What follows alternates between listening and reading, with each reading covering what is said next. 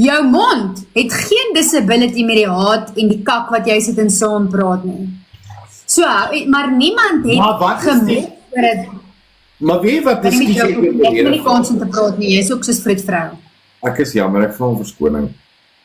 Dit is net, ek wil net byles. Weet jy wat is die ergste? Ami wat 'n disability het, Brunei wat 'n disability het, maar hulle sit daar en hulle spreek net haat die hele tyd.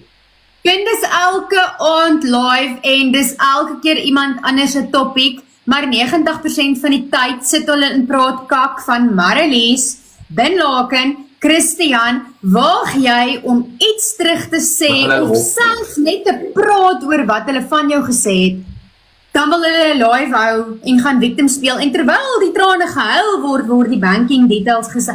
Kyk hierso, ek het nie tyd vir iemand wat wanneer jy, as ek met jou beklei oor fucking appels, moenie gaan fucking pere uitgrawe en dit 'n rede wil gebruik om mense emosioneel te manipuleer, want nou sit jy daar en praat sommer van, jy gaan slaap party aande honger sodat jou kind moet eet.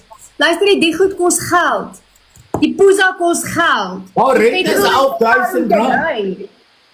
Die petrol in jou kar om te ry na die kuierplekke toe kos geld. Dan kan jy 2 ekstra brode koop 'n week en 'n broodjie eet. Moenie daai kak voor my kop gooi nie. Ek het nie daaroor gepraat nie. Why are you even bringing it up? Want jy weet jy maak mense se harte sag as jy nou weer 'n kind inbring en kos inbring en jy bring nou julle disabilities in. Mic drop. Mic drop. Frank, ek wil- Hulle gaan nie my hulle kry dit reg om Ek gaan nou skinder, né? Weer terug, Mrs. Bulls. Dankie Mrs. Bulls. Dankie. terug my kind ook CBS gehad. Dit Emmy my support.